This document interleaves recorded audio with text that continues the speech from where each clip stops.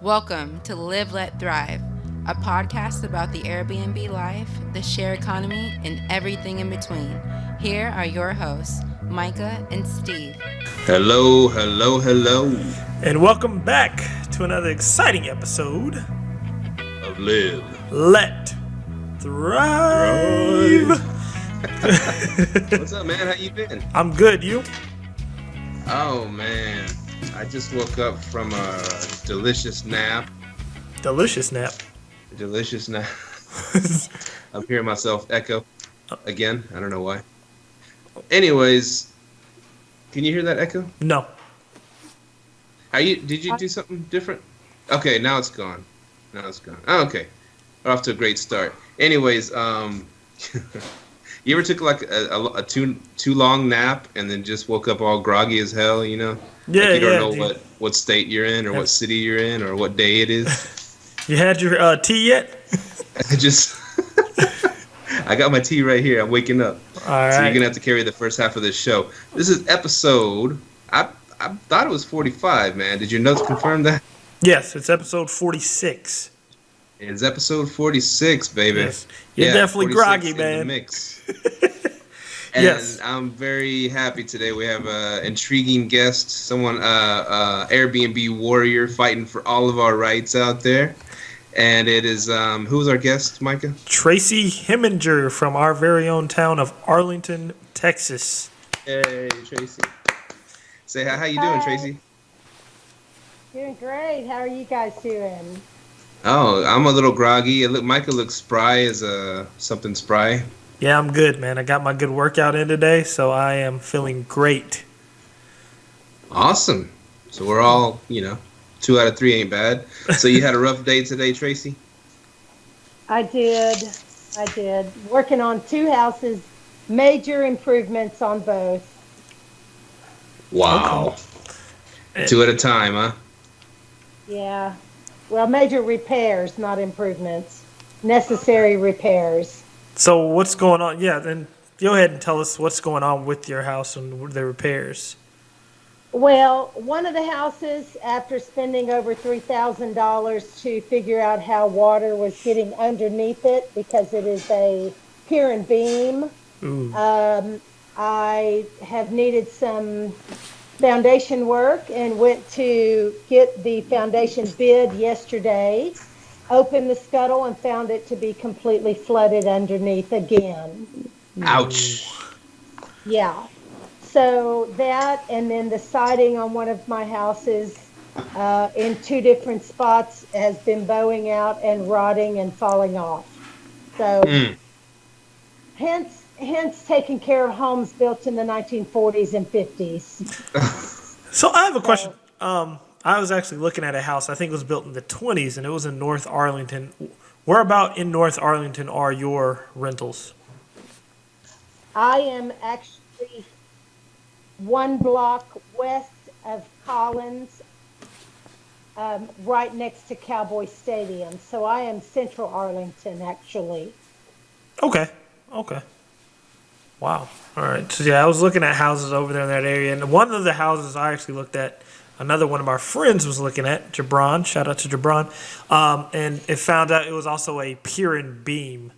How is that working out for you? Is that something to avoid, or how is that? How is working with a pier and beam? Actually, pier and beam homes are much easier to take care of in reference to foundation work. However, the whole key to keeping them in good shape is to keep it dry underneath. And depending on when the homes were built and depending on how water flows in that area, and how much work you've had on your house as far as landscaping and that sort of thing, depends on what your end result is, actually. Okay. All right. Well, that sucks for you. I mean, it's part of the Airbnb game, though, Sometimes you got to repair stuff that falls apart. Absolutely. And, yeah, it's part of it. So see, I mean, that's part of where we talk about, and we're going to get to the whole city issues and stuff. People, I'm not saying trying to shut down Airbnb, but trying to put regulations on it. us Airbnbers, we get houses, we fix them up, we make neighborhoods, better, I think, and then we take care of these houses because we got to, otherwise we ain't gonna make money. So that's a big thing that we bring to the table, most of us. And anyways, so on that note, go ahead and give us a little bit of your backstory if you could, Traci. Okay. My husband and I have owned these homes for about 7 years. We've been in the business for about 7 years.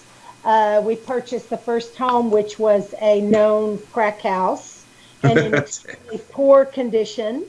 Back when the Super Bowl came to AT&T Stadium and the horrific ice storm that happened with that, we started taking a look around because we were hearing people were getting upwards of $1,000 to $1,500 a night.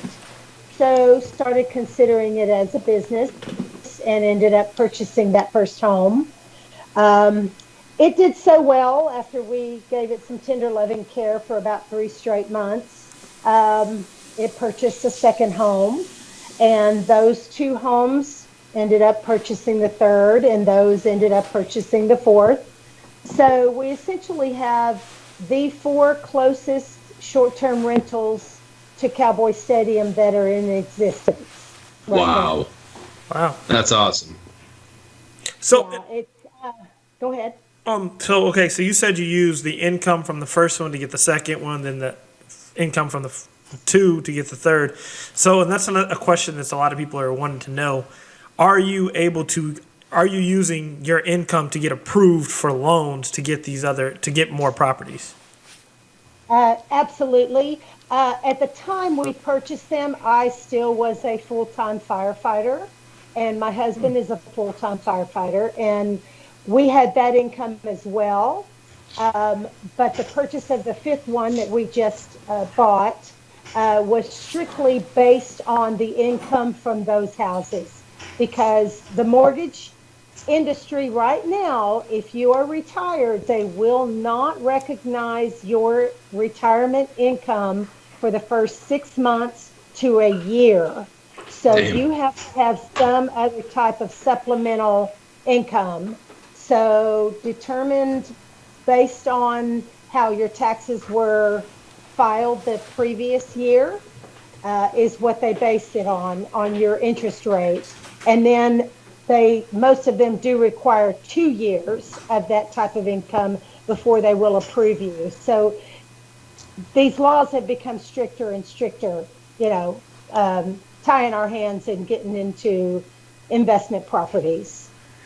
Real quick, okay, so the first house, y'all never did real estate in your life before that, and then y'all decided let's buy a crack house. And so so how did that, so I guess you looked it up on whatever Zillow sites or whatever, found this, or just driving by and found it, and you saw potential because the stadium is like right across the street. But yeah, it's still a little bit cracky over there, and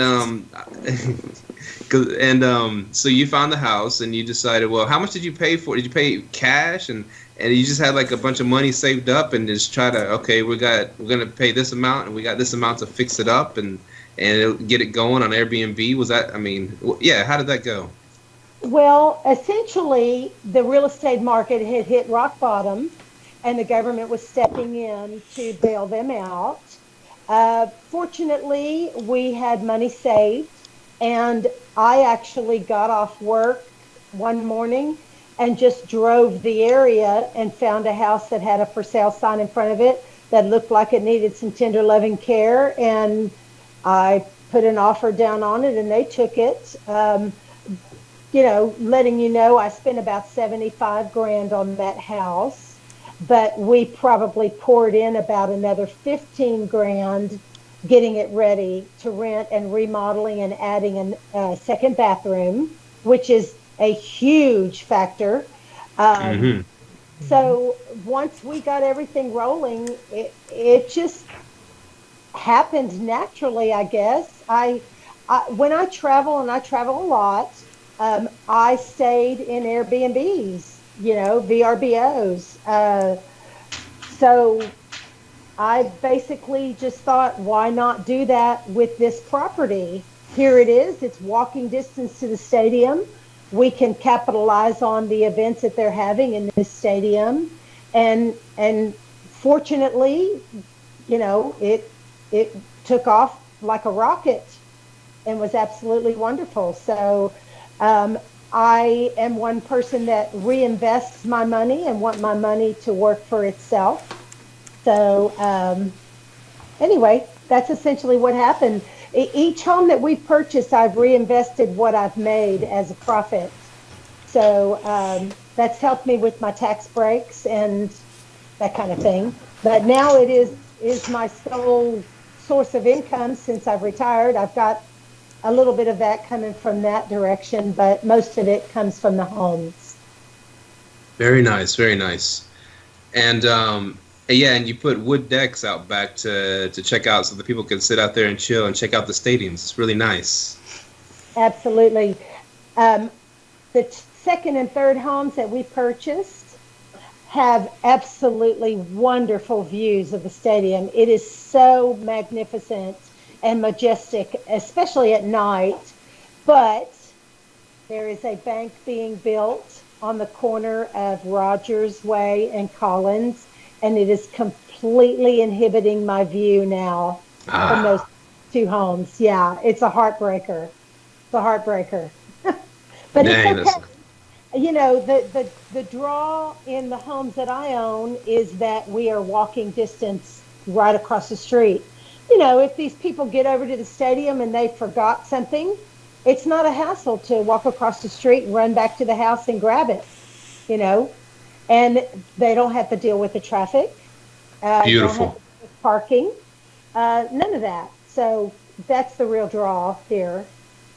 And a cool thing that comes out of revitalizing these houses in this area is that the city actually lowers your taxes, right?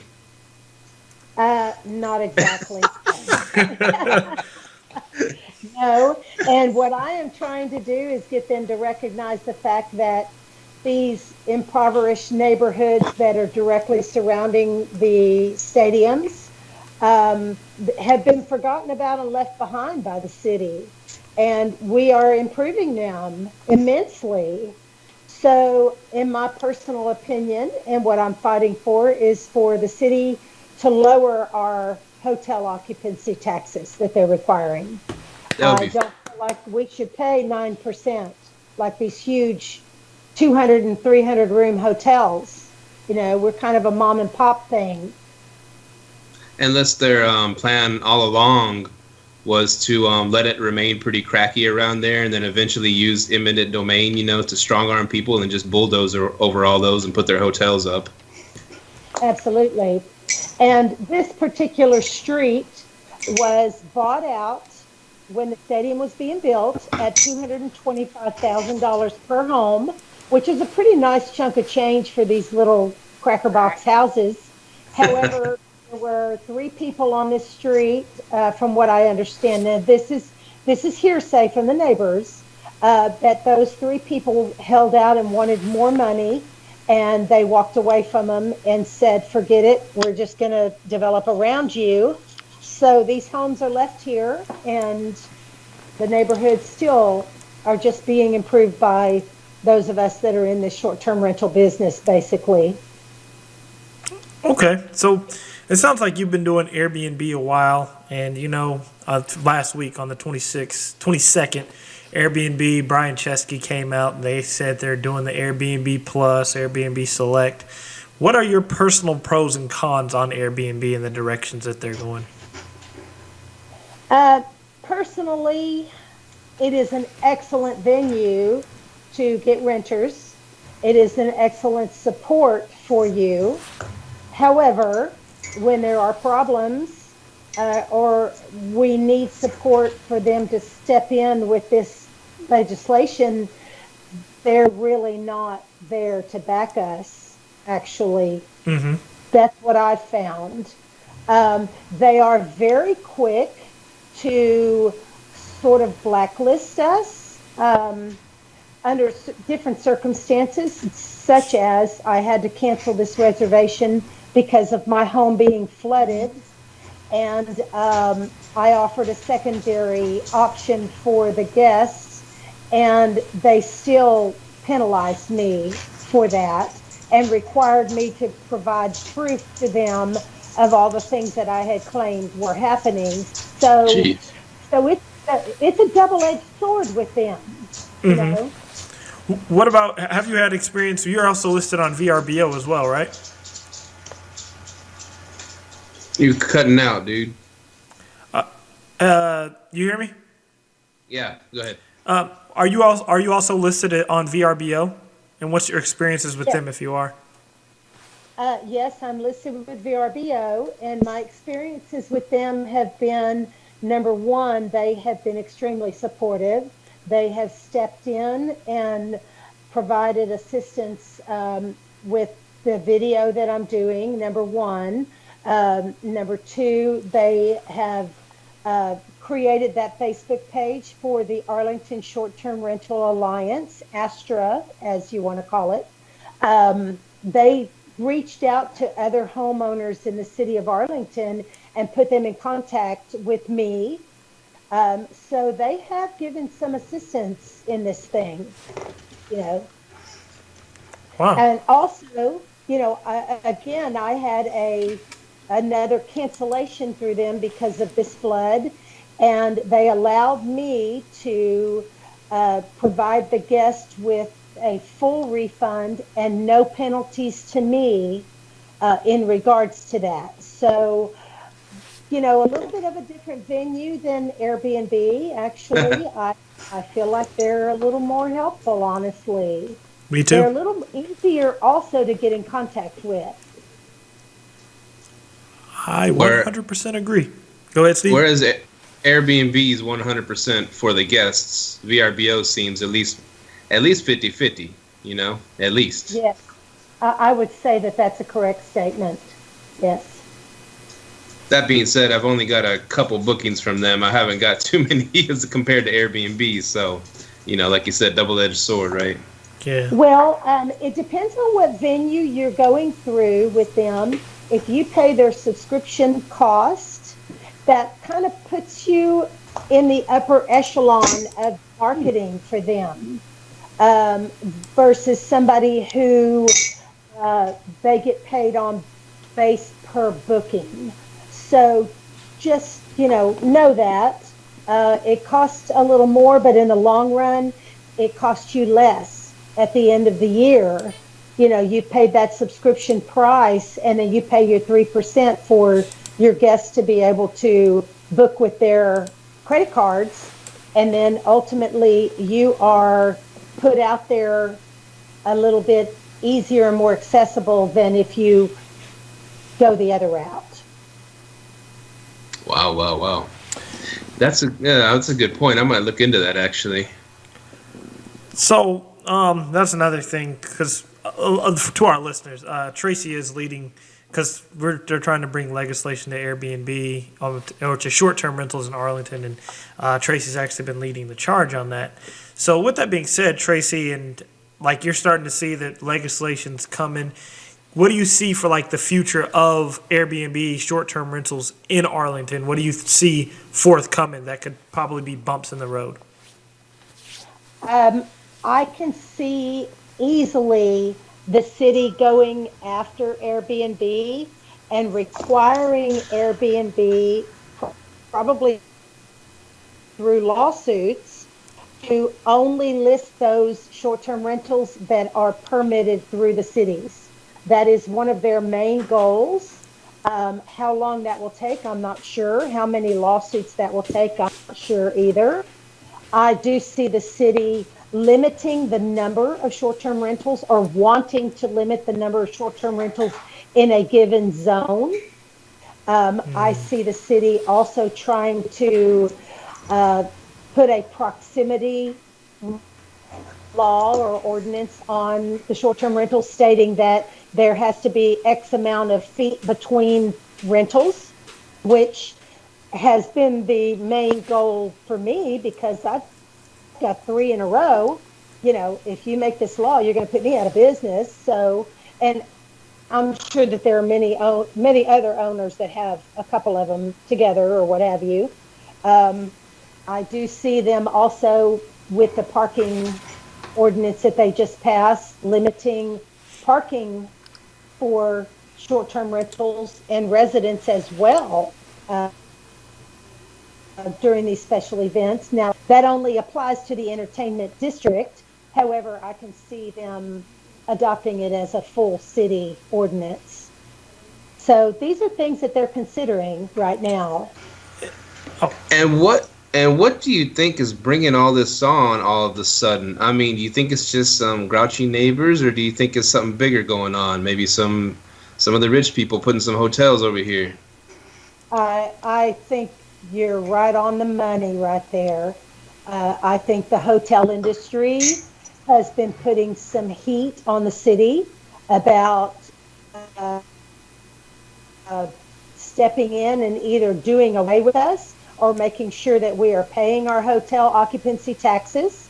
I think it boils down to that, number one, and then there are those homes that are hosting 20 to 25 people in them, and it's causing all kinds of problems in the affluent neighborhoods.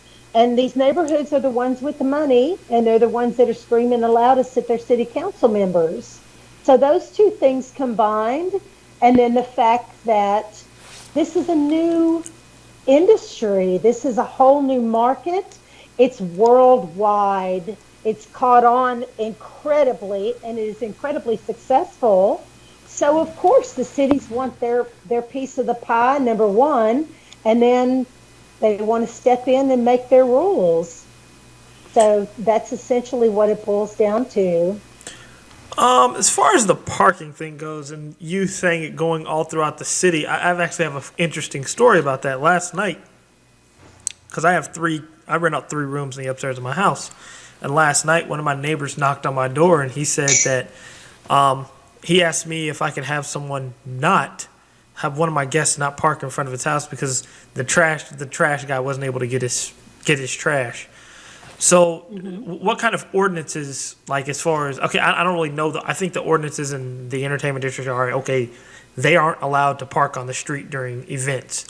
What kind of ordinances could you see pushed to stop people from parking on the street? Because it's kind of hard to push that if, one, they're public streets, and let's just say you have a cousin over or something during a football game and they come over and they're hanging out and they're parked on the street. What do you think are they going to do to enforce it? Well, the main thing is the safety aspect. And they are throwing that out there that if there was a fire or an emergency, could the fire engine get down that particular street in order to do their job? Excuse me. Could an ambulance safely get down there? And when you put that safety aspect out there to the citizens, it tends to, raise a flag to them because they think, well, heck, if my house is on fire, I don't want it to be inhibited because I've got short-term rentals on each side of me and they've taken up all the parking. They don't see the citizens they look at, but yet they don't see the contributing factor there as far as they're concerned as well. So, that's one of the aspects that the city is trying to get their attention on. So, whether that ends up being adopted citywide or just in the entertainment district, it remains to be seen. Now, Traci, you consider yourself a warrior princess, right? Somewhat. Okay. What are you doing to proactively to help fight the fight, Well, with this short-term rental alliance that has been formed, I am taking the majority of the suggestions from the group, asking questions about the safety, about the parking, about occupancy number, how I'm taking a look to see how other owners and hosts are managing their properties. And it really boils down to the owners overseeing things and handling things in a responsible manner, ultimately. So basically, what I'm trying to do is get what the majority thinks will work and be acceptable for them, and then take that voice to the city. Because honestly, the city is opening this thing up. They are looking for suggestions too. It's such an incredibly diverse and volatile situation that they don't have the answers. They want us to communicate and say, hey, we know that your hotel taxes pay for the bringing people into the city for tourism. So we're okay with paying some of those hotel taxes because you're helping our business. They are looking for suggestions from us as to what we think will work. Give us a reasonable solution to the safety, to the occupancy number, to the garbage, to the noise, to all of that. They are looking for answers from us. So my goal in this thing is to be the voice of the majority of the homeowners to communicate those solutions to them. That's awesome. That's really great what you're doing, and we appreciate it. And we've gotten the emails. We're on the email list, and we filled out the questionnaire that you had told us to fill out. The city was asking, which is a weird questionnaire. Like it's pretty much saying weird questions like, do you think partying is bad? They give you like weird. They corner you where you have to like, how do I answer this without looking like an a-hole? But anyways, I filled out that questionnaire, and one of the things I brought up was I was like, listen, we're Arlington, we're not San Diego, we're not LA, we're not San Francisco. We need tourists here, the people to come here, stay here, and do stuff here instead of having to stay in Dallas or Fort Worth, and then just coming in for the game and going back to Dallas or Fort Worth. We want them to stay here in Arlington, and what I wrote on the thing was like they should somehow partner with Airbnb and keep that thriving, because people that Airbnb here in Arlington keep the people here in Arlington, and they get the money, And I even brought up that the Ice Bowl, the Cowboys game, and I was like, we paid I don't know what 1.5 billion the city paid to get that stadium. They paid half of it, and Jerry paid half, whatever, and the host places were Fort Worth and Dallas. I was like, what kind of slap in the face is that we can't even we have the stadium and the Super Bowl here, but the host places are Fort Worth and Dallas. And I mentioned that, and NBA All-Star Game, same thing. And I was just like, we should really partner and try to get something out of this instead of try to push Airbnb out. Sounds like Airbnb don't want to do no partner. Well, I will say this. The questionnaire was heavily biased for the citizens and not for the host, number one. And I voiced that incredibly. I have also been voicing that you are ahead of yourself with creating this city as a vacation destination without having enough lodging to support your 80 to 150,000 visitors that are coming into the city. And we, as hosts in these homes, are providing them with a place to stay to keep their dollars and their revenue here. We are promoting local business. We are promoting, getting around this city, taking a look at what we have to offer here in the city of Arlington. We brought you here for that Cowboy game. We brought you here for that Rangers game.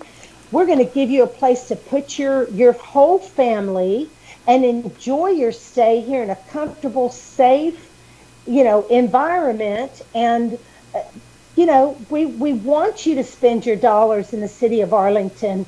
It benefits everybody that way. So again, this is something I'm communicating to the city, that don't shoot yourself in the foot by regulating us too much and putting us out of business, because we are increasing your tourism, tenfold. So, and they understand that as well. They are definitely behind the eight ball on these, bringing in enough lodging and hotels, and they don't want to send that business to their surrounding cities, which is currently happening as well. So, Right.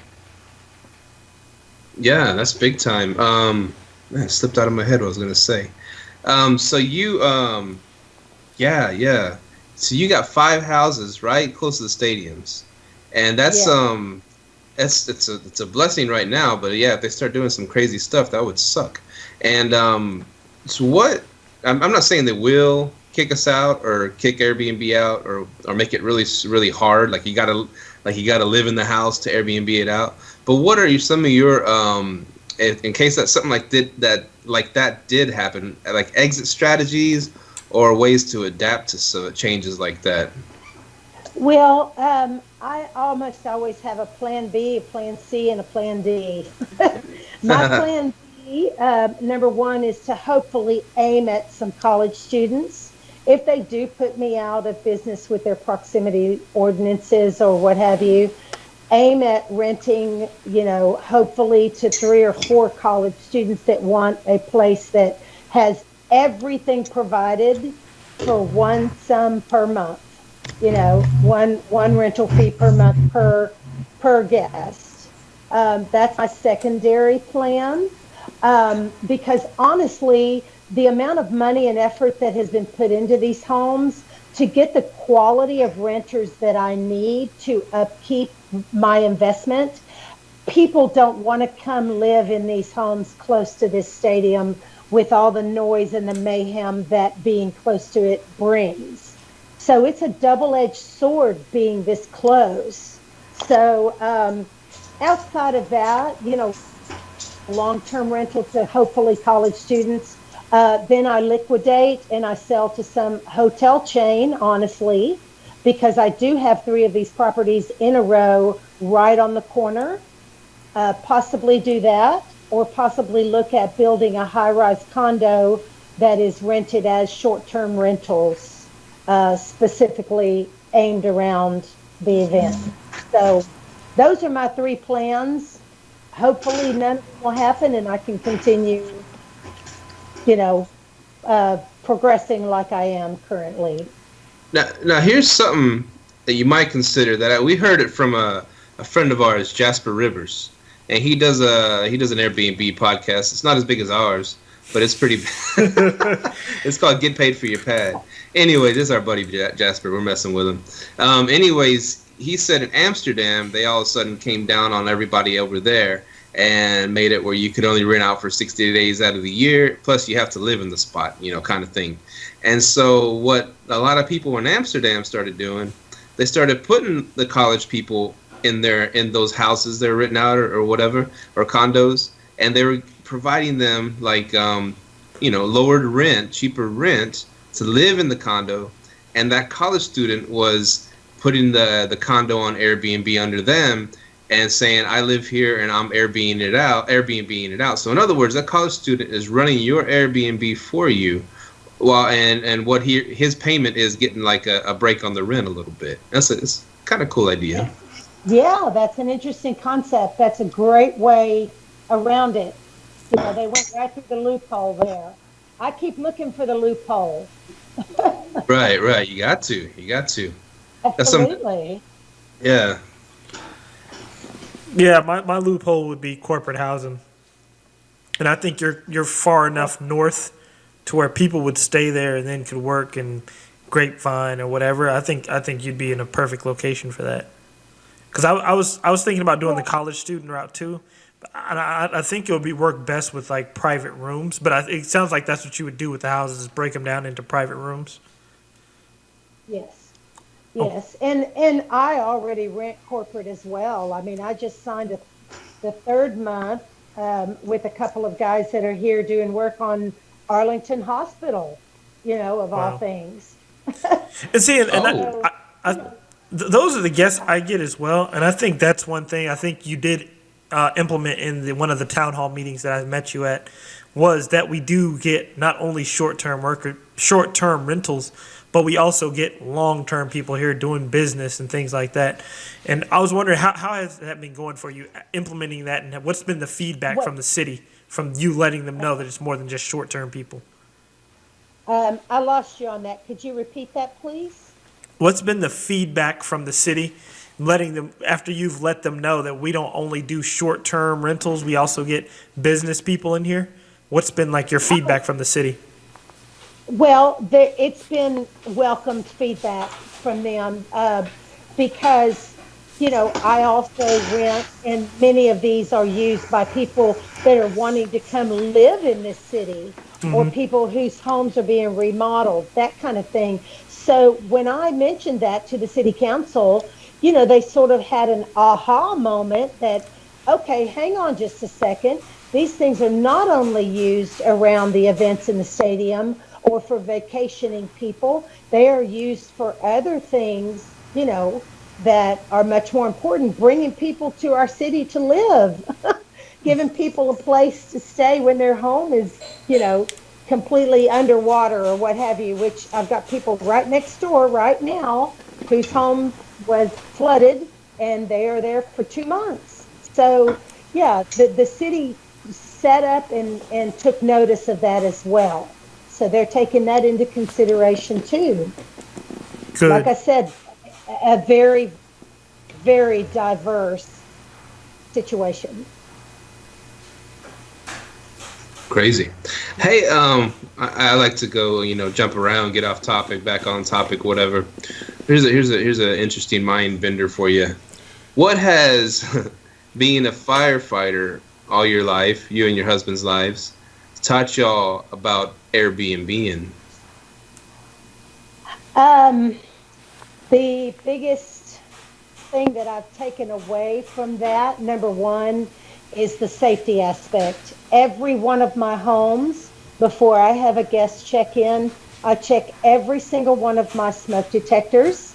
I have CO detectors. I have an escape route that I speak to the people about. So it has definitely put safety in the forefront for me. That aspect, number one. Number two, it opened me up to a man's world as a woman. I learned all kinds of mechanical things and doing repairs, and I'm a handyman now. I can lay some tile. I can hang some sheetrock. I can do a lot. So, and that's the benefit that it brought me as a woman being in a male-dominated field, honestly. But it's taught us that we can do as much of it ourselves and save the money, because nobody's going to do as good of a job as we are anyway. So, that's kind of what we've taken away from it, honestly. So, do you love doing Airbnb? I mean, you weigh the bad with the good, good guess, bad guess, whatever, and of course the income. Do you love doing it, or really like doing it? Like it, kind of like it, and what? How do you feel? I'm kind of between liking it a lot and loving it. Okay. There's always something to do. There's always improvements that can be made. It is a wonderful venue to meet people. I'm a people person, and I thoroughly enjoy meeting guests from, all over the world, actually. And I just look at that as a benefit, but at the same time, it's the thorn in my side that dealing with the people sometimes makes you want to pull your hair out. But yeah, there's benefits with that and not so much. So, but yes, I do love it. Now, I'm not going to tell you that when I'm in the houses cleaning them and I hear the sirens go by, that I don't get that little ache in my heart, for emergency work. So, Okay. It is what it is. Okay, because you've been hosting for a while, so you still do your own cleaning at all your Airbnbs? Oh, absolutely. I do everything that can be done if I can do it. I'd like to keep that money in my pocket. And like I said, I have been through so many cleaning crews, and nobody does it as good as I want it done. So, sometimes when things are running really, really quickly, and I've got to get help. I'm sort of a little OCD and have to go behind them and still do some work, almost always. So, it's just the bottom line is nobody's going to do it as good as you're going to do it. So, and having 5 homes, I am overwhelmed at times. So I do reach out to my resources, and it's great to have a list of resources. You have to. Mm-hmm. So, do you clean other people's Airbnbs? Oh, absolutely not. No, mine only, and then my home that I live in suffers because of it. No, I just clean my own. Okay, just wondering. You you said you're, outgoing, or you love the people aspect of it, right? Like meeting people, stuff like that.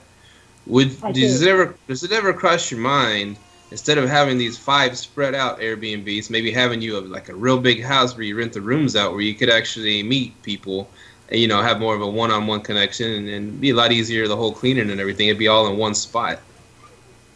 Well, that's that plan C, where if I'm ending up having to get out of this business because of proximity ordinances or what have you, maybe demolishing these 3 homes and building the condos, and have a 3-bedroom, 2-bath condo, 10 stories of those, and they're all in one spot. We want in on that deal whenever you do that, please. Yeah, don't forget us. Yeah, I'll throw something in on that. I got 5 on it. I'm going to be looking for investors, I'm sure, because that's far larger than I can imagine. But, I have a friend that says if your dreams don't scare the hell out of you, then they're not really dreams. So, yes, I agree. I love that. I always Could say you say that one more time? Because I want to edit that and put that in the very front of the show. So go ahead and wherever you want to jump in on that, and say it again, please. Well, I've got a friend that he's actually an advisor to the city. He says, if your dreams don't scare the hell out of you, then they're not really dreams. So, thinking about building those condos, that's way out of my realm of knowledge of what I can do myself. But, I believe in myself, and I believe that whatever I put my mind to, I can learn and do, and that's kind of where that thought comes from. But like I said, that's plan C. That's, that's three plans from now. Man, I don't know about you, Myka, but doing this show is worth just getting little nuggets like that from our guests, man. It's just like, wow, that really blows our mind. Yeah. And like our good buddy, fan of the show, Grant Cardone, says, 10x it, baby. 10x everything. Personally. What? I know Grant Cardone personally, and his lovely wife. They featured me on one of their shows as well. So, did you get in Grant Cardone's behind about saying single family homes are a joke? No, I didn't, because he is the apartment guru. No. His wife interviewed me just as a firefighter. Oh. So, but yeah, I'm surprised and pleased to know that you know them. Oh yeah. I'm a huge Grant Cardone fan. I want him on the show. We don't know them, but through you, we could know them real good. Yeah. Sweet. We'll talk after the show. Yeah, we got to get Grant on. So we love it. We love it that you got the plan. You don't not only plan A, but plan B, plan C, or plan D. All those plans. I mean, you got to have exit strategies, right? And how okay, let's say it all goes peachy. Everything goes good. They don't really mess with us too much here in Arlington about doing Airbnbs, and you get to keep doing it, keep pumping out the cash. How much longer do you want to do it, and when do you want to just cash out or just get someone else to run them or something, and just and go plop down on the beach somewhere? Um, well, I sort of have a 5-year window that I'm looking at. My daughter's 17. She's going to be going into college a year early. She's graduating early. And I just inherited my dad's house in Oregon. So Oh, What part of my Oregon? plan is actually in Springfield, actually, a beautiful place. You know that's where Uh, I'm from, right? is it? Yeah, I'm from Oregon. Oh, good. I'm in love with Oregon. So my plan is eventually to live between Texas and Oregon. And where this falls in line, I've I'm looking at a 5-year window actually of possibly turning it over to management or again doing something bigger and better than what I'm doing currently. So always looking to grow, always looking for that opportunity. Wow. How long's your dad been in Oregon? He passed away in August of this last year. Oh, So sorry. he was there. He lived in La Pine, which was way too cold for him. And then they moved over to Springfield, and they were there only 2 years or so. And he and his wife both passed away very quickly and suddenly. So, yeah, it brought me there. And I'm telling you, that place has a vibe that is alive. That's all I can say. I will say it's the most beautiful part of the country. I will say that about it. It is. It really is. it's God's country. God's country. Hey, Absolutely. dive into one of your you said something like a pain in your side, or you said something like that earlier.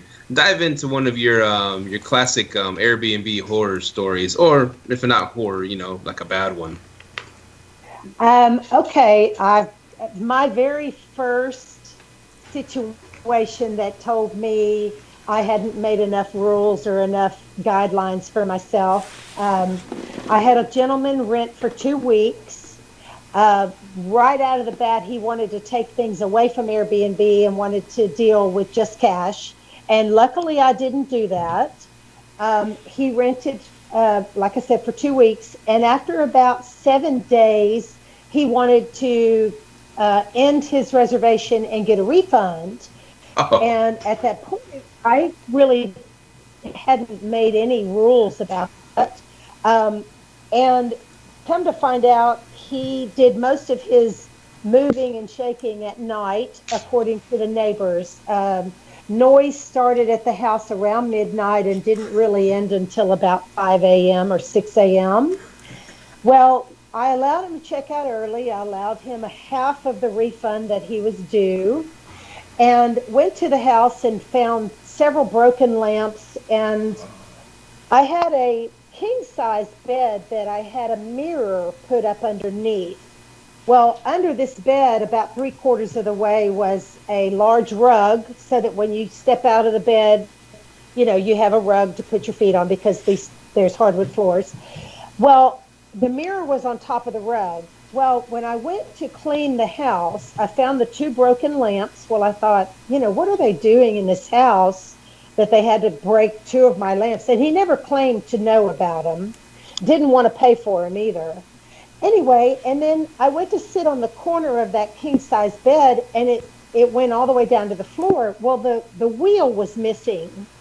I went to looking for the wheel, and it was all the way under the bed on top of the rug, yet under the mirror that was there. So Wow. that told me that there was a large amount of furniture being moved around at any given point.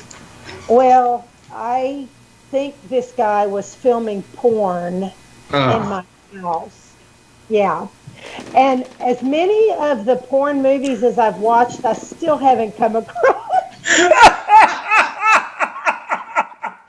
Keep doing that research. I'm just kidding about that. Okay. I do, I do think he was filming porn in my home. He was from Las Vegas. After I did a little research on him, he had a journalism uh, uh, uh, um, bachelor's or something like that. But anyway, so yeah, that was a learning experience for me, and I had to make a few new rules. and had to get rid of. Well, I just chose to get rid of my linens and things, and chose to replace them. So Good choice. Good Do, choice. do you now charge extra for people recording? Or absolutely, if you're going to come and go after midnight, that's an extra $50 a day. At least. at least cut you in on some of the profits, you know? Absolutely, absolutely. Tell me where my home's going to be featured, and I'll rent the videos. I'm A just shout kidding. out, a shout out. Wow. Wow, that's crazy. You Okay. got any other crazy ones like that?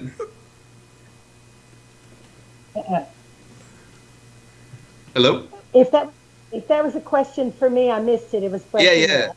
You got any other crazy stories like that?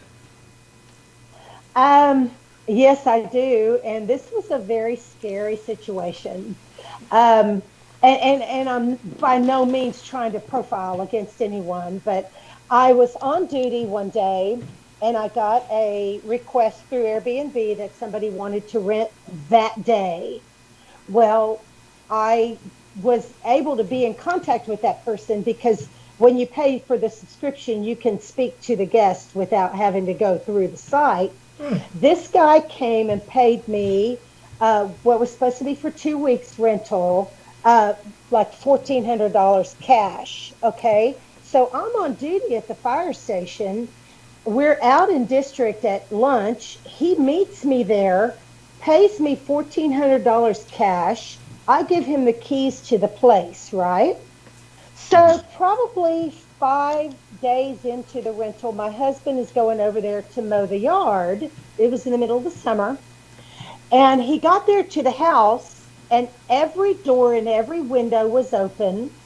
The air conditioner was set on about 50. Oh my. Every light in the place was on. And he called me and he said, I don't know if these people are here. What do you want me to do? This is the situation. I said, well, gosh, at least pull the doors shut and turn the AC up to something reasonable, 70, 65, whatever. So he did so. So I commenced to call this gentleman, okay? No return phone calls, nothing like that. So I went back over the next morning, and again, nothing had been touched, all the lights on, all that. A computer had been plugged in and was charging, and lots of clothes and lots of food still there. And I said, well, these people are still here. Maybe they've taken a road trip for a day or two. But I never heard back from the guy. Well, the Country Music Awards were being held at the stadium within that time period, okay? And, at the stadium, you can have your self-guided tours. And at that point, they had just had the Paris bombings, and something else had happened right about that time, terroristic stuff. So I went to the home, and I decided to change all the locks because I didn't know what else to do. And we took all of their belongings, including the computer, and went home, and the computer was locked. Well, I called the FBI because I got to thinking, what if they're going to set off some bombs at Cowboy Stadium with this computer? And there were, there was lots and lots of electrical wires there, and there were probably 10 iPhone boxes that they had purchased, the brand new boxes.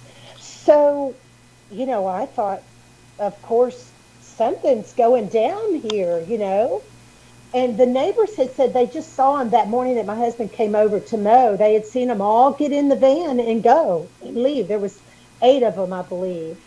Anyway, never heard back from these people. Never heard back from the FBI. Now, we call it the terrorist computer because I've jailbroken the computer and there's really nothing on it, but I use it for my pictures or what have you. But yeah, I mean, the whole situation was so sketchy, and they didn't stay. They never asked for their deposit back. They never communicated with me after that. So it was a little bit of a scary situation for me, um, taking a look at it, I just thought, what the heck? You just don't know about people. $1,400, a brand new computer in 5 days. You can't beat that. Absolutely. You can't beat it. You know what? There was so much food in this place. I fed all 3 fire stations in my city. Wow. It was crazy. Yeah. So, yeah, that's my other Airbnb story. That's nuts. Wow. It is. So, so you're fighting the good fight for all of us. We really appreciate all that. You semi love Airbnb, and is there like, let's get some Traci inspirations out there to people who are looking to start Airbnb. What would you tell them to do? How do they approach it? I mean, some things they can avoid, I guess avoid letting people do pornos there and stuff. But like, what advice would you give them? How the best way to start to dive into Airbnb or VRBO, STR? Well, I would first recommend making sure that you have 2 bathrooms. That's because people want to put a large number of people under one roof. They generally want to put their family or outside members, what have you. But, that's neither here nor there. I would also recommend furnishing off of Craigslist, garage sales, and thrift stores. Outside of the essentials like mattresses, TVs, appliances, those things should be purchased new.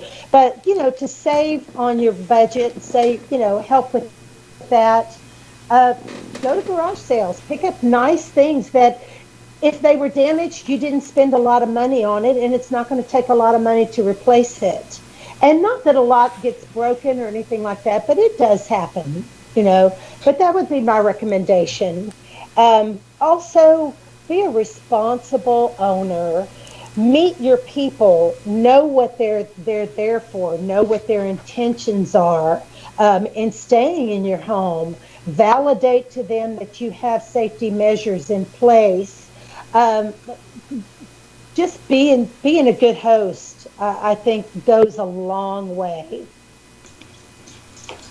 Definitely. That's some great advice. Great advice. Got any questions for Traci, Myka? Hold on, I'm pulling up some more. But I like that you said be a good host and rate people, judge them before you come in. Because Steve, on the other hand, he lets anyone come. Anybody. Come on, come all. If they were recording porn in his house, he would have asked for some of the proceeds.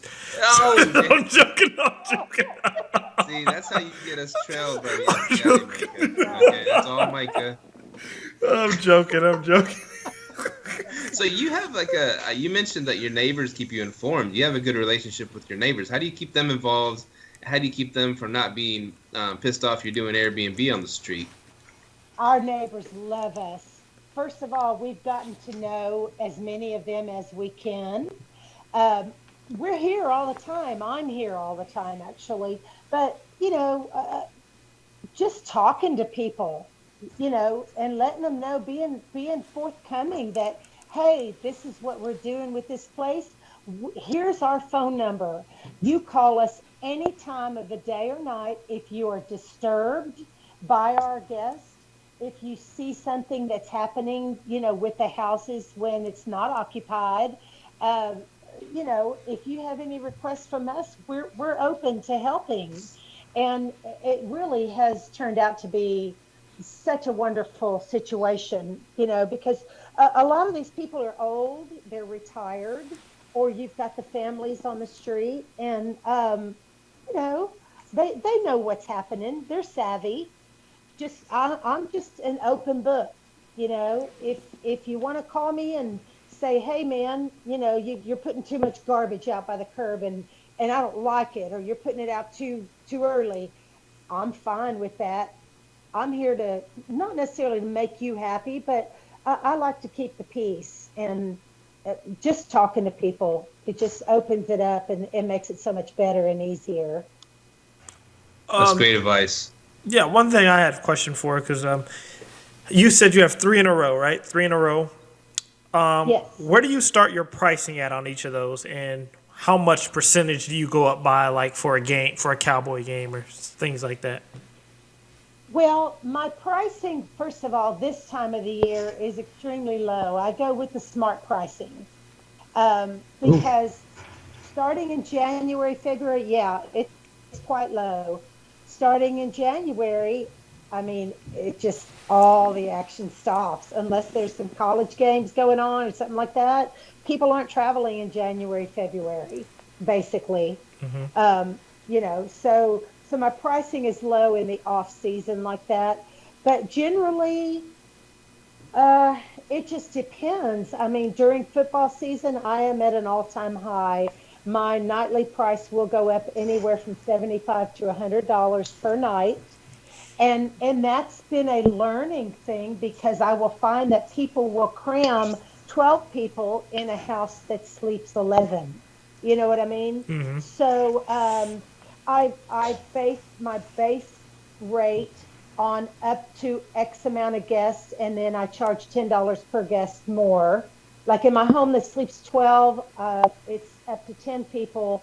I charge my base rate, and then anything over 10, if you're going to cram 12 people in that house, well, it's going to cost you an extra $20 a night to do that.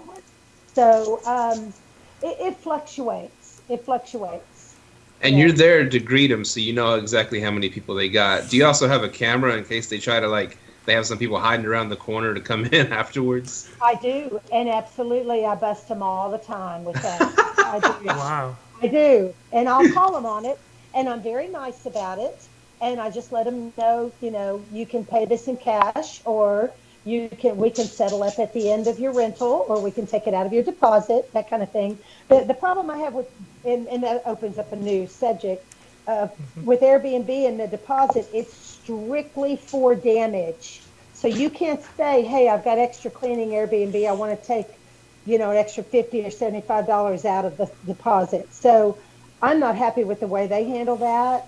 But when I do catch the guests with that kind of thing, or they haven't followed my checkout procedures or what have you, and it's clearly posted those things that will cost you additional monies, a lot of times that solves the problem, but I'll handle it most of the time with the guests. And I have to admit, 100% of the time, I've not had a problem with anybody, disagreeing with me. A lot of times they're like, well, we didn't follow such and such, and I'll be like, well, you saw where it was posted that there's an extra $50 charge or what have you, and most of the time, I don't have problems with it. So that's sort of straight off your question. You brought up a really good point that I want all our listeners to listen to. If you are collecting a security deposit from Airbnb, they only cover damages. So what I always suggest is get another security deposit, or just collect or just write in your description that you collect a security deposit through PayPal, and you can just go up to them with your iPad and they can pay it right there, and it's your security deposit, and then you can refund them back with PayPal. Just wanted to throw that in there because that's the best way with Airbnb, because they aren't gonna. Yeah. It's not much protection. Yeah. Now VRBO, on the other hand, they will allow you to put additional fees in there. Mm-hmm. So they've got a little area on there that you can include those additional fees. So, and the thing with both of them is that the guests have to agree to it, and that's the kicker. But most of the time, like I said, I've found where most everybody's agreeable. So what is your percentage of Airbnb rentals to VRBO rentals? Do you hear me, Tracy? Tracy? Uh-oh, I lost you. Okay, I was asking, what are your percentage of rentals via a VRBO or Airbnb? What percentage of which is it? You talking about yearly, monthly, weekly? Let's go all time. Like you've rented, I don't know how many percentage of each have you rented all time? Which one brings you more guests? Yeah. I would say they're about equal, honestly. Really? Yes. I pretty much make about the same amount with Airbnb as I do with VRBO. This is the VRBO show, y'all. I'm sorry. I keep mentioning that, and No, this is great. No, we're all about it. VRBO, short-term rental, just Airbnb gets the clicks. We're heavy. We're heavy on the Airbnb world because that's what brings most of the people into it, you know. But VRBO, I'd love to figure out ways to utilize that better. It's an excellent forum, actually. I mean, they are number one and number two in the rental sites. So you've been on VRBO since the beginning of your STR journey? Yes. Well, I did start with Airbnb first, but I very quickly got onto VRBO as well. And mostly because I use both venues to book for my travels. So I liked VRBO more because they do have the forum where I can speak directly to the owner. You know, you had mentioned earlier about going with a management company. That's what I don't like about management companies. I like the personal aspect of my guests being able to contact me, speak with me directly. That's very important. There's nothing more aggravating to me than to have to, you know, rent some place and find out it's management when I need to call them about something and I can never get a person, you know. So anyway, but yeah, that's why I jumped on VRBO as quickly as I did, because they did allow that contact and you didn't have to do the whole messaging where the computer blurred out what have you, you know. Yeah. So have you got into any automations such as like messaging automations, so like things get sent automatically, or do you use like a platform where you can manage all your listings in one place? No, I don't. The beautiful thing is that I get text, and the app make it a wonderful world because I can do almost everything through an app. And I get a text when an inquiry comes in or a booking request comes in, and I can look at both sites and make sure I've got availability and all that kind of thing. But no, I don't have anything automatic that I certainly need it. I mean, sometimes I end up double booked because I didn't pay attention to one or the other. But the beautiful thing as well with them in regards to that is you can link your calendars between your sites. Mm-hmm. And whenever something books on one, it automatically blocks off your dates on the other. So these are helpful things that are out there, you know. So besides VRBO and Airbnb, are you listed anywhere else, such as like Booking.com or TripAdvisor, Expedia? No, I went with Expedia. I was with Expedia before they were purchased by HomeAway, and they were 20% charges, and that was outrageous. Nope. And they wanted to charge another 3% for me to get paid. So that didn't pan out very well. And they were set up under the large hotel forum, and it really was not, what's the word I'm looking for? It wasn't fine-lined or fine-tuned enough for just a short-term rental. Now, like I said, HomeAway purchased them. So I think that they have streamlined it a little bit better, but I'm still not back on that bandwagon. And I used to advertise through Flipkey as well, but with they had a security breach at one point and wanted me to change my emails several different times, and I only have 2 different emails, and I wasn't going to do it, so they lost me as a customer. You know, much easier to manage, 4 to 5 homes through 2 websites. Mm-hmm. And eventually I plan on getting my own website and doing my own booking. Nice. Yes, I am working on mine as well. Now what I was getting at earlier, I'm sorry to cut you off, because I was asking about how long you've been with VRBO, because I listen to a lot of podcasts on short-term rentals and Airbnb, VRBO, HomeAway, whatever. And the HomeAway VRBO people seem to be pissed over the last year and a half or so, or because they've been doing a lot of changes to VRBO, HomeAway. Now, they're the same company now, but they've been doing a lot of changes that the long-term hosts don't like. Well, and let me comment on that because I just had a gentleman do an inquiry through HomeAway, which VRBO is part of their family. So what happens is HomeAway takes your listing, like mine is a personal listing on VRBO that I pay for. HomeAway takes that listing and puts it out there on multiple different sites, right? So if you're an inquiring guest and you go on one or two or three of these other different sites and you inquire about my particular property, you're going to get a different quote from every site based on their fees and their charges. Wow. So I had this gentleman come back to me and say, well, my friend just put in an inquiry through such and such site and he got a much higher quote. I don't like how you do business. Well, that was quite upsetting for me because I lost a rental because of it. But I did go on there. The more I thought about it for a couple of days, I thought, well, doggone it, he needs to understand how this works. Not everybody understands out there that, like, HomeAway is an umbrella over VRBO, vacationrentals.com, FlipKey, several of them. And they all have their own charges that will skew your quote that a person will receive off of them. So if they're on two different sites and they're comparing, it makes you look like to be a-hole. Hey, she's jacked the prices up over here on this price, this one versus this one. So people don't really understand that that's how it works.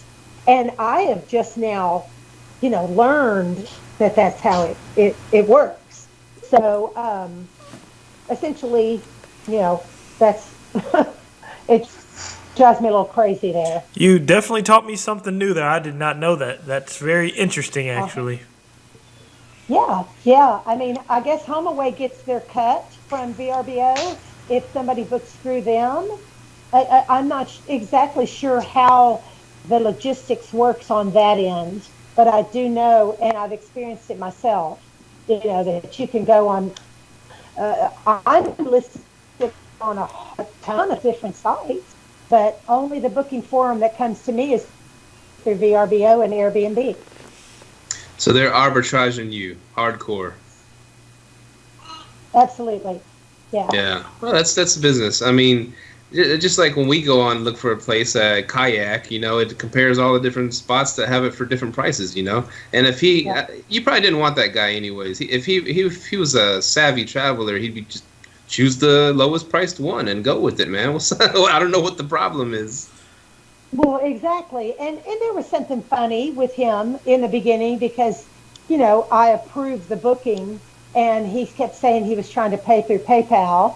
Well, I had taken PayPal as a choice off of VRBO, but PayPal was still showing as a choice through HomeAway, which I had no idea, and I had no control over that. So it's crazy what these big businesses can do with your information.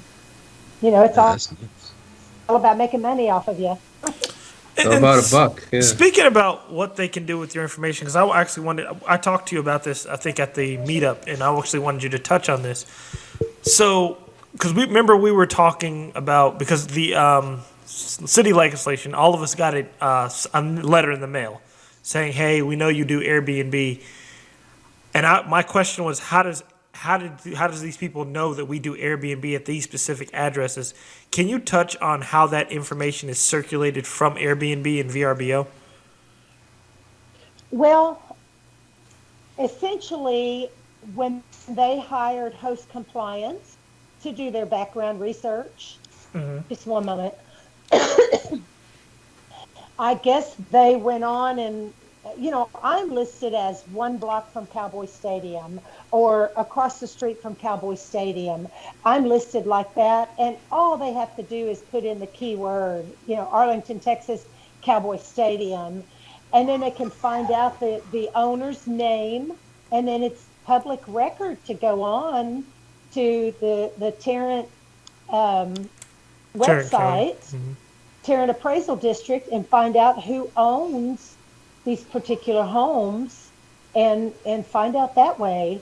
You know, I wasn't too floored that I got a letter for every one of my homes, you know, at my residence where I live. They didn't send the letters to the addresses of the short-term rentals. They sent those letters to my home in Mansfield where I live. So, Wow. yeah. So it doesn't take a whole lot, you know, honestly.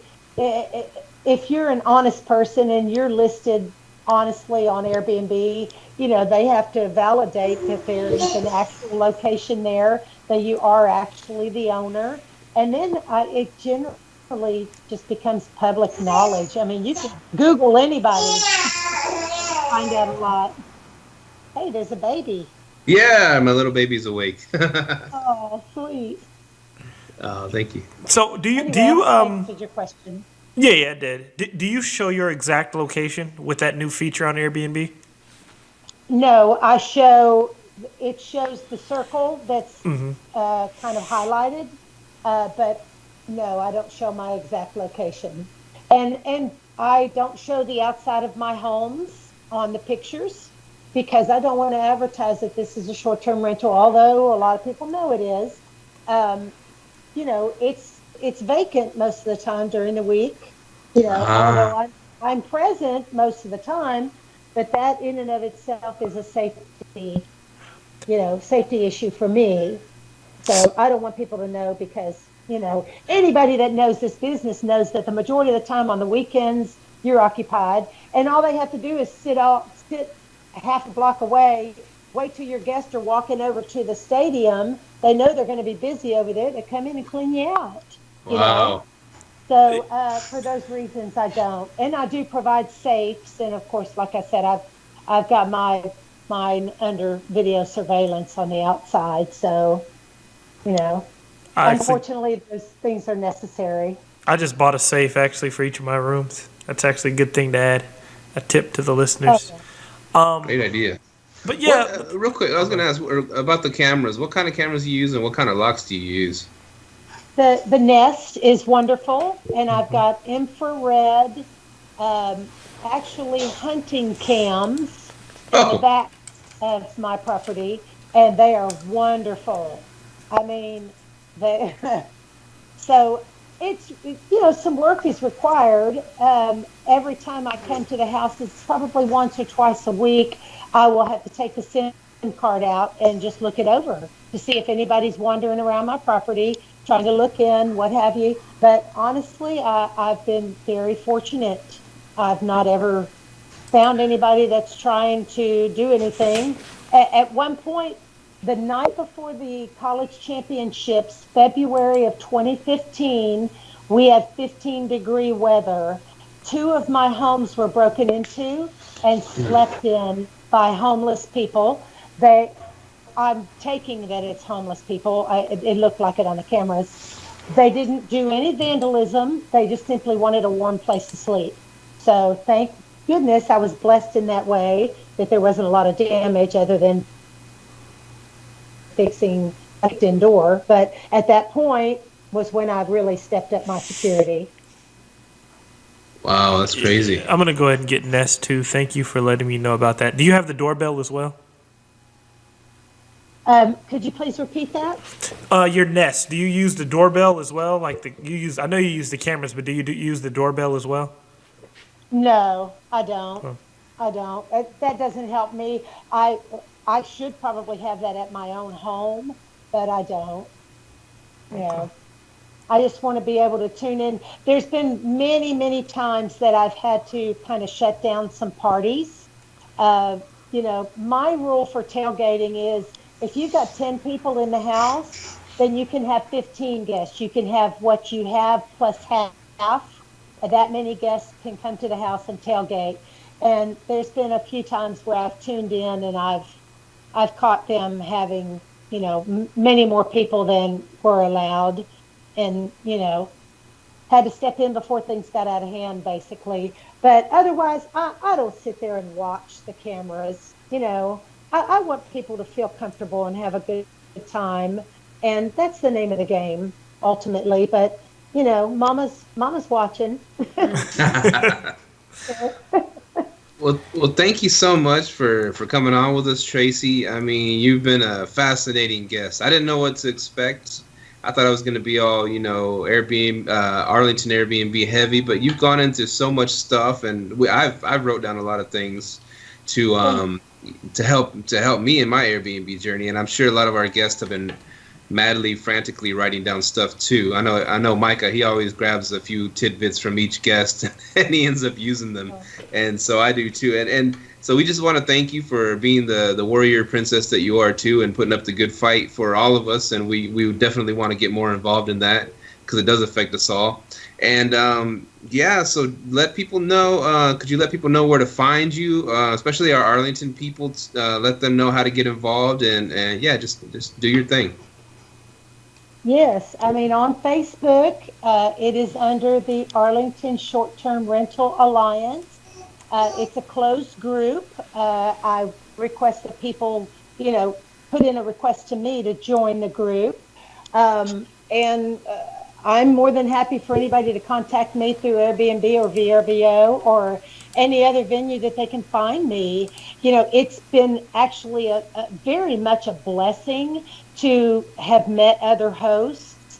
Although we're kind of in competition with each other, we can also scratch each other's backs. I just having to cancel the reservations that I had for this month. I reached out to the group and I was actually able to accommodate the guests. Thank goodness, that I had somebody else that could use that booking, So I'm all about, helping anybody that needs help. Like I said, I'm an open book, and I really need feedback, want feedback, and I'm not a politician, but I'm learning. So it's all about talking to people and giving reasonable solutions as far as these ordinances go and that kind of thing. And hopefully it'll pan out and work in the best of our interests. The next mayor of Arlington, y'all, Traci Hemminger. We'll definitely be voting for you since you're pro Airbnb. Yeah. Well, thank you guys so much for this opportunity. I've really enjoyed it. Thank you. Thank you for coming on, and we're gonna spread the word, and we're gonna put your listings on the show notes and put all your information on there. So yeah, hit up Traci. She'll teach you some things. Yes, thank you for coming on. Will we see you at the next Airbnb meetup? I'm sorry, repeat that, please. Will we see you at the next Arlington Airbnb meetup? Yes, you will. And my apologies for missing this last one. That was when everything went down with both of these houses. So, but yes, plan on seeing me there at that meeting, and I'll look forward to it. And I'll be bringing some valuable information. So, All right. We look forward to seeing you. I try not to email you guys to death because I know they can get a little lengthy and people get tired of them. So anyway, but yeah, it'll be good to be face to face. All right. We will see you then. Take care, Traci. Thanks for coming on. All right. Have a great night. You too. Bye. Bye. Bye-bye.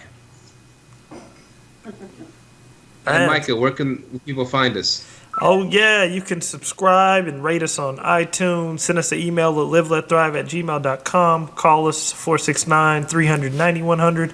Like us on Facebook. Subscribe to us on YouTube. Like our Facebook fan page. Follow us on Twitter. We're on Stitcher for all our Androiders out there. Also, check out My Southern Soapbox on YouTube, on the YouTube channel by Julie Bonney for all the latest cleaning tips. All right.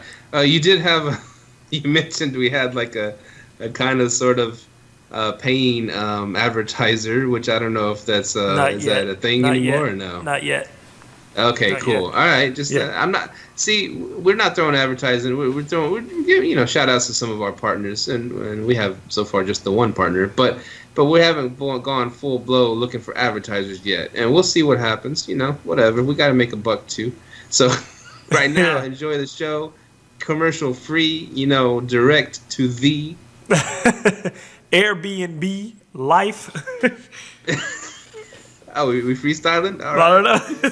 I was just This going is a off good you, show, man. She was a great guest. I'm always blown away by these awesome guests that we get somehow. You know, the universe sends them our way, and it's amazing. Yeah, see, you like that quote. If you're, what did you say?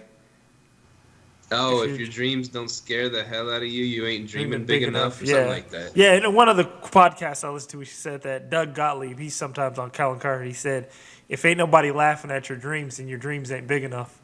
Because he said that he was talking about LeVar Ball. He goes, you can keep saying what you want to say about him, but the guy dreams big and he lives up to it. So, something to think about. Yeah. Be inspired. Start your Airbnb, VRBO, whatever journey. Start something, dude. Follow your dreams, man. Straight up. The show ain't just about that. Just follow your dreams. Our dream was to do a podcast, and here we are doing it. Yeah. Get out the rat race. All right. For Myka, this is Steve. Airbnb. I'm sorry. Live, let, thrive. Peace out. Peace. Thank you for tuning in to this week's episode of Live, Let, Thrive. Be sure to tune in next week for all the latest in the world of Airbnb and all that entails. Bye-bye.